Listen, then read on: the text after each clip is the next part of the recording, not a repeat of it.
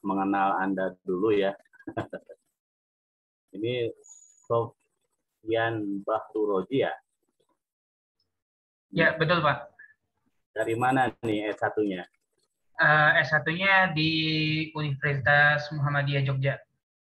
Muhammadiyah di Jogja. Ngambil prodi apa dari sana? Teknologi informasi. Teknologi informasi ya. Terus Asep Doni Pradana. Oke, Assalamualaikum Pak. Salam. Dari mana nih? Kayaknya ini mah enggak ini. Iya Pak, saya alumni Ilkom 2010. Kebetulan waktu itu sekelas sama putri Bapak Ratna. Oh. Iya. Alhamdulillah ketemu lagi nih. Udah berapa tahun ya? Udah sekitar 7 tahun lah. Udah lari lulus. Oke.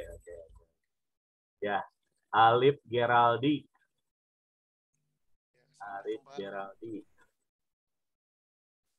Halo, Assalamualaikum. Salam. Yo, dari mana nih? Mas, Akang, Bang. Saya S1-nya dari Informatika Unikom, Pak. Unikom? Iya. Iya. Kemudian, tahun berapa lulus? Lulus 2020, Pak. Oh, kemarin ya? Iya. Waktu COVID dong ya? Kebetulan sih pas sidangnya belum COVID, Pak. Tapi wisudanya baru online. Ini saya cerita nih, ada S2 ya, mahasiswa ITB, masuk tahun 2019. Terus 2021 lulus, itu belum pernah ke kampus. Kasihan. Aduh, ini gimana? Jadi, wah, ini apa katanya, penasaran. Tapi masa mau S2 kedua gitu ya, gitu. Ya, udah. Itu ya. Asep Indra. Assalamualaikum Pak. Waalaikumsalam. Dari mana Kang Asep? Saya S1-nya dari Unikom Pak. Tahun lulus 2006. 2006. Sudah dinas di mana? Saya sekarang dinas di SMKN 1 Talaga, Majalengka. Wow, jauh ya lah. Lumayan Pak. Kemarin tanggal berapa ya? Saya visitasi tapi SMK Pelita Nusantara namanya. SMK Pelita Nusantara Majalengka. Ya, Pelita Nusantara. Sekarang kan lagi musim-musimnya ini akreditasi untuk beberapa ya sekolah-sekolah gitu. Masuk untuk akreditasi. Kita akreditasinya juga kebanyakan daring gitu ya. Jadi ya nggak puas gitu hasilnya. Mungkin pihak sekolah pun tidak puas ya dikunjungi secara daring. Kita pun sama asesor. Ini hari ini saya janji lagi untuk gabung di meetingnya akreditasi jam 1:30 nanti lah. Jadi mungkin kita pertemuannya tidak lama hari ini. Ya, Eri Fuadilah. Assalamualaikum, Pak. Salam. Dari mana nih, Kang Eri? S1-nya di Unjani, Pak, di Cimahi. Unjani. Tahun berapa waktu itu? Dari prodi apa? Dari informatika. Informatika. Tahun berapa lulus ya? Lulus tahun 2018. Iya. Sekarang udah dinas di mana nih? Sekarang di Dago, Pak. Kerja di Dago. Saya asli orang Tasik sih. Ya. Nggak ke dunia pendidikan belum ya? Belum, Pak. Insya Allah ke depannya. Tadi Asep Doni di mana nih sekarang tugasnya? Halo? Sekarang saya di di SMK Negeri 1 Talaga bareng dengan Pak Asep Indra, satu sekolahan. Talaga ya. Iya, Majalengka. Ya. Kalau Sofyan Bahruroji di mana sekarang? Kerja di ini Pak, di Bekasi Pak, di Yayasan Pendidikan Islam. MTS Alis lah. GPI, gitu. MTS Alis sekarang. Ya. setidaknya beberapa orang ini background-nya sudah mulai mengenal ya pendidikan, tapi karena S2 mengambil pendidikan dan latar belakang S1-nya non pendidikan, jadi kebijakan prodi ya harus mengenal dulu setidaknya beberapa mata kuliah pendidikan. Ya ikuti sajalah ya, ikuti saja. Ya saudara sekalian, mata kuliah kita tentang evaluasi pembelajaran ilmu komputer gitu ya, evaluasi pembelajaran ilmu komputer. Nah, saat ini sudah mulai terbagi nih ya, terbagi dua. Ya mau tidak mau awalnya offline semua ya, jadi di kelas saja bagaimana nih. Nah sekarang ini mau tidak mau, kalaupun nanti daring itu ditiadakan, luring semua, tapi ini tampaknya 2 tahun ini sudah cukup membuat perubahan paradigma ya, perubahan apalah, perubahan bahkan sampai mungkin budaya sudah mulai berubah ini ya, sudah mulai berubah. Mungkin nanti sifat evaluasi yang sifatnya daring itu akan tetap dikembangkan gitu ya, akan tetap dikembangkan. Ini juga menjadi sebuah tantangan buat kami ya di prodi untuk bisa lah selalu update dengan kondisi yang sekarang ya, di mana evaluasi yang sistem daring pun harus ya dikaji gitu ya, harus dikaji. Ya, ini berapa SKS ya? 2 atau 3 nih? 2 ya, kalau nggak salah. Ya. 2 SKS. Ya. Mungkin jadwal tidak berubah ya, karena sekarang kalau ada perubahan jadwal repot sekali, gitu ya, repot sekali. Nah, ya kita akan sampai, mudah-mudahan sampai ke masalah apa? Evaluasi pembelajaran yang sifatnya daring. Nah, dari ini mungkin di awal-awal nanti mulai pertemuan minggu depan, ya kita dasar-dasar dulu lah evaluasi, filosofisnya itu apa gitu ya. Awalnya mungkin saya sendiri merasa evaluasi itu hal yang apa ya, hal yang ya artinya tidak ada dasar filosofisnya gitu ya. Ternyata setelah dirujuk ke teori-teori pembelajaran gitu ya, bahkan dalam sistem undang-undang sistem Sisdiknas gitu ya, jelas sekali itu bahwa tugas guru itu mulai dari perencanaan, pelaksanaan, dan evaluasi gitu ya. Dan di sana dikatakan kalau evaluasi itu merupakan salah satu bentuk pertanggungjawaban guru. Aduh ini ya berat sekali kalau sudah merujuk ke Sisdiknas yang mengatakan kalau evaluasi itu adalah salah satu bentuk pertanggungjawaban guru dalam melaksanakan pembelajaran, atau siapapun lah, mungkin tidak hanya guru ya, dalam tanda petik dosen juga sama. Itu salah satu bentuk pertanggungjawaban. Jadi jangan heran kalau misalkan dulu ada apa namanya ya, dulu ujian akhir nasional gitu ya, UAN dan sebagainya, karena merujuk ke Sisdiknas, lembaga birokrasi di atas juga harus bertanggung jawab terhadap pendidikan ya, terhadap pendidikan, dan salah satunya mungkin itu. Walaupun dalam pelaksanaannya sering kita dengar lah ada penyelewengan dan sebagainya. Tapi itu di luar cakupan kita, siapapun tidak bisa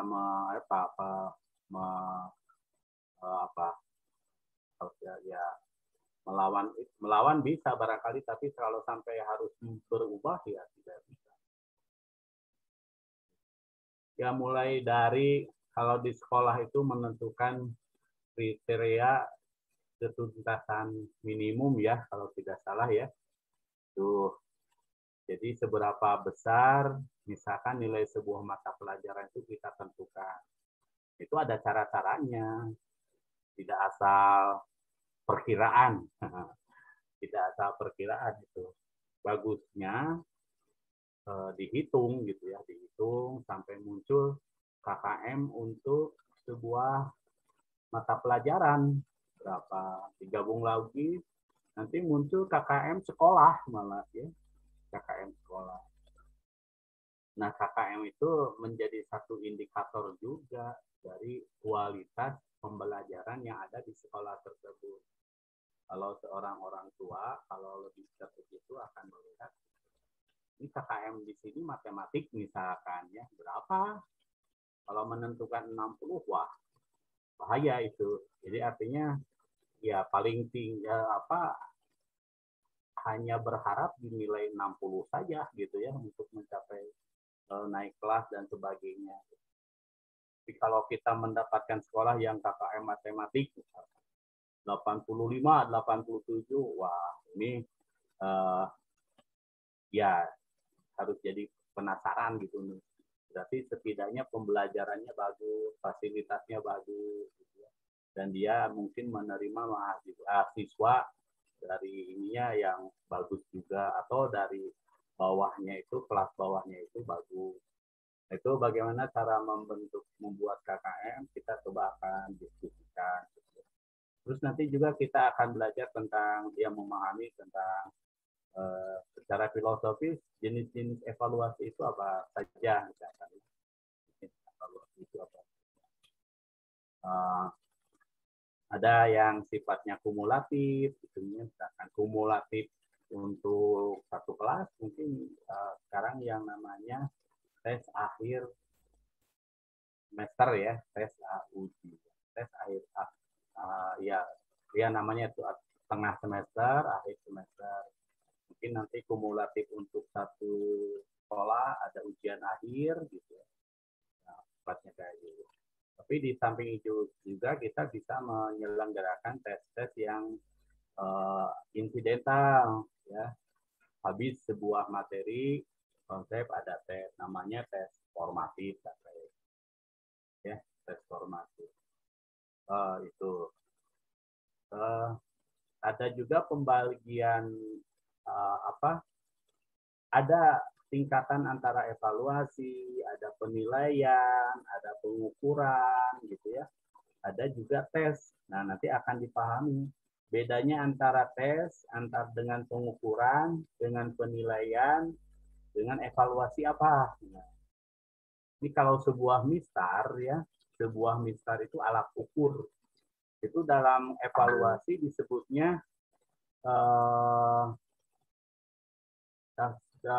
bisa disebutnya sebagai tes.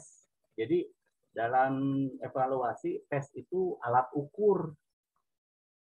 Ketika mistar itu kita pakai, maka saat itu kita sedang mengukur ya, pengukuran measure gitu. Kemudian kan didapatkan hasilnya berapa sentimeter. Nah, itu disebut sebagai penilaian, assessment. Kalau kita kaji yang sekian sentimeter itu, kemudian diinikan dengan beratnya sampai dapatkan mata jenis, sifat dari benda itu seperti apa, nah barulah itu disebut sebagai evaluasi. Gitu. Jadi kalau kita merancang merancang butir soal, nah butir soal itu disebut sebagai tes. Ya. Lalu ketika butir soal itu kita bagikan ke siswa, nah saat itu kita sedang mengukur. Ya, nanti kan kita dapat angka-angka tiap siswa. Nah, itu disebut sebagai penilaian assessment. Kalau kita olah nilai tersebut, maka akan menjadi evaluasi. Nah, sepertilah gambaran. Ya, nah evaluasi itu juga macam-macam jenisnya. Bisa lisan, bisa tulisan. Jadi jangan disangka kalau itu bukan termasuk sebuah upaya penilaian atau evaluasi. Ketika kita tanya kepada anak didik kita, kamu ngerti nggak? Coba sebutkan lagi pengertian ini. Nah, itu disebut sebagai evaluasi juga harus kita lakukan. di awal, di akhir pembelajaran itu harus kita lakukan. Kalau bisa kita tanya ke orang, ke si A, nanti setelah pembelajaran tanya lagi ke si A. Nah, itu kita akan tahu si A itu ada nggak peningkatannya, gitu ya. Ada nggak kalau ada syukur, kalau tidak ada nih apa karena malaweng ya siswa kita itu, atau memang kita tidak berhasil memahamkan konsep kepada si A itu. Nah, itulah. Jadi harus dikaji ya tiap langkah kita itu harus dikaji. Bisa lisan, bisa tulisan. Nah, bentuk yang tulisan pun bisa macam-macam. Bisa objektif, bisa subjektif itu sifatnya. Kalau objektif itu contohnya ya pilihan berganda gitu. Kalau subjektif soal esai ya, soal esai. Tapi macam-macam nanti jenis-jenis subjektif maupun objektif ya yang bisa kita kembangkan. Apalagi sekarang dituntut dengan pembelajaran, pelaksanaan dan penilaian pembelajaran ataupun mulai dari perencanaan yang terkategorikan HOT ya. HOT itu higher order thinking and skill, ada yang tambah S. Jadi kalau misalkan kita mengenal taksonomi Bloom ya, apa tuh C1, C2 sampai C6 itu ya. Nah, C1 sampai C3 itu sampai aplikasi itu lot. Jadi keterampilan di bawah itu.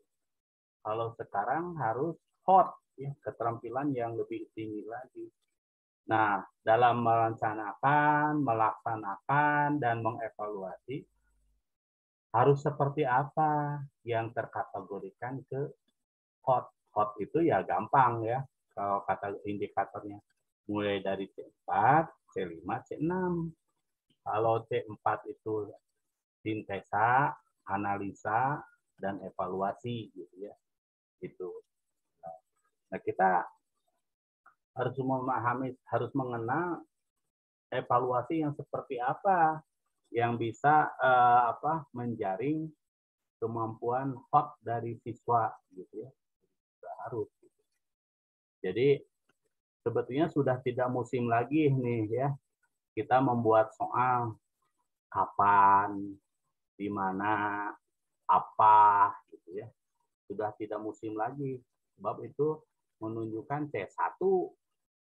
C1 itu kan berkaitan dengan what gitu ya. Berkaitan dengan apa. Nah, masuk ke C2 pun dengan pertanyaan why itu sudah tidak musim lagi. Kalau zaman sekarang itu kalau kita mau ini ya, mau mensejajarkan dengan tuntutan zaman sekarang. Nah, ke aplikasi dengan pertanyaan how, gitu, bagaimana, itu juga sama, harusnya sudah lewat. Harusnya sudah mulai ke kemampuan mengsintesa, menganalisa dan seterusnya, dan mengevaluasi. Lebih tinggi lagi kan dari kognitif itu ada apa? Metakognitif, ya, metakognitif. Sampai kalau metakognitif itu ya bisa apa? Jadi bisa memutuskan ini pelajaran ini kepentingannya untuk apa sih? Nah, gitu ya. Oh, berarti nanti kalau saya belajar ini berarti saya nanti bisa ini. Nah, kayak gitu ya salah satu metakognitif, kemampuan metakognitif. Nah, itu ya, itu berkaitan dengan evaluasi. Nah, dalam membuat sebuah instrumen pun itu tidak asal jadi, ya, tidak asal jadi. Itu harus maksudnya setelah jadi itu harus diuji gitu ya.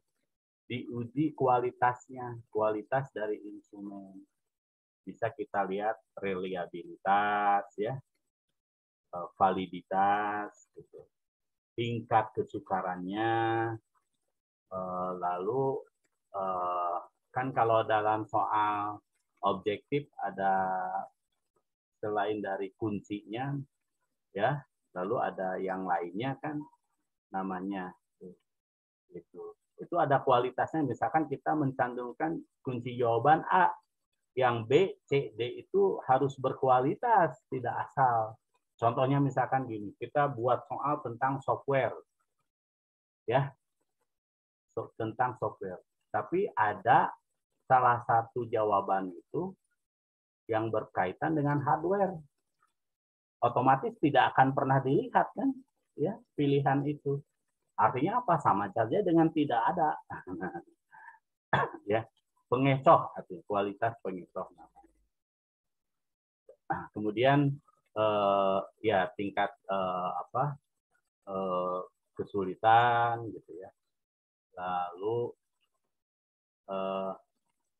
nah, kalau ada sebuah instrumen, kalau ada sebuah soal ternyata dijawab benar oleh semua siswa kita, itu berarti daya bedanya tidak ada. Bukan berarti kita mengharapkan ada siswa yang salah, ya, bukan begitu. Tapi kita justru tantangannya itu mungkin instrumen kita tidak bagus. Nah, salah satu ukurannya itu adalah daya beda instrumen kita. Jadi instrumen kita itu harus bisa membedakan siswa kita yang kurang dan yang baik, gitu ya.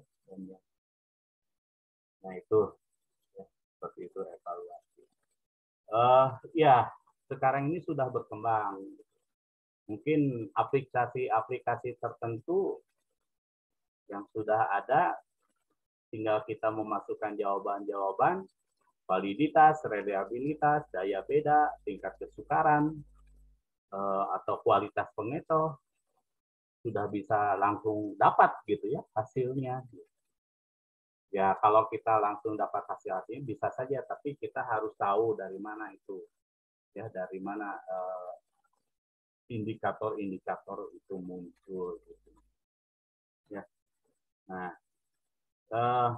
kan sekarang pun dengan bantuan teknologi informasi dan komunikasi, orang bisa mengumpulkan jumlah soal, bank soal, lalu nanti tinggal diacak. Nah, ini juga sudah mulai berkembang nih. Kalau mau Anda juga bergerak di bidang evaluasi, pernah ada penelitian ya anak Ilkom di UPI itu tentang tapi saya lupa lagi itu batasannya mana sampai mana saja penelitian itu sampai bisa memunculkan kita inginnya misalkan C1-nya berapa, C2-nya berapa, C3-nya berapa, nanti muncul soal-soal. Nah, versi lain nanti muncul lagi kumpulan soal-soal kayak gitu, seperti itu ya. Ada kunci, menggunakan kunci.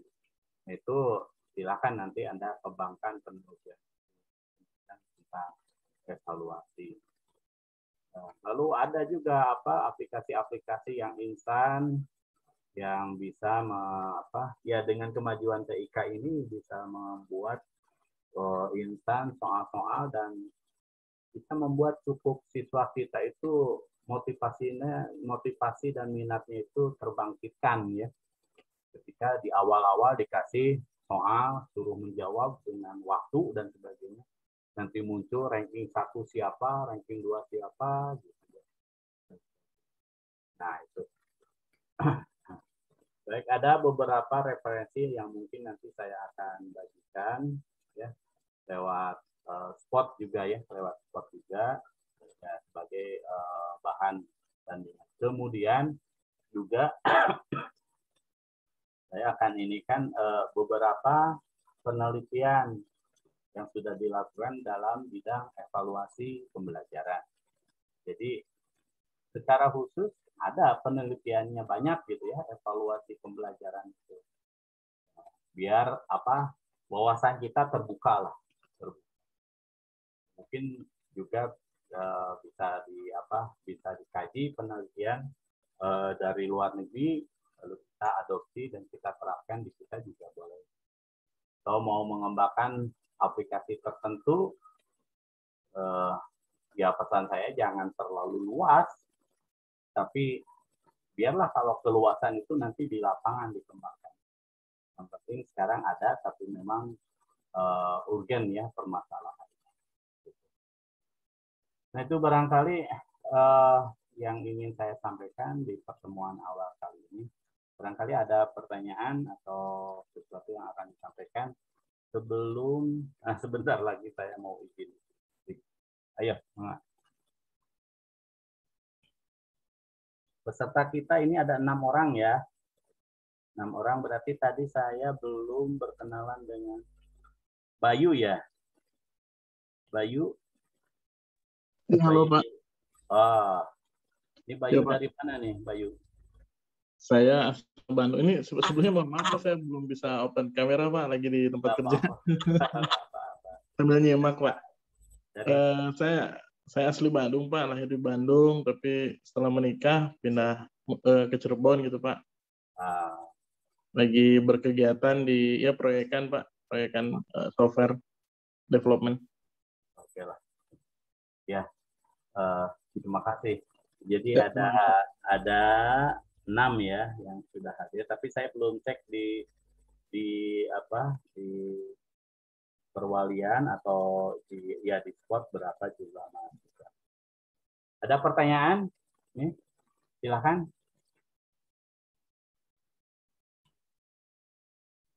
Ada ya? Ya insya Allah kita mulai minggu depan ya. Terima kasih sudah bisa bergabung di pertemuan pertama kita. Mudah-mudahan ya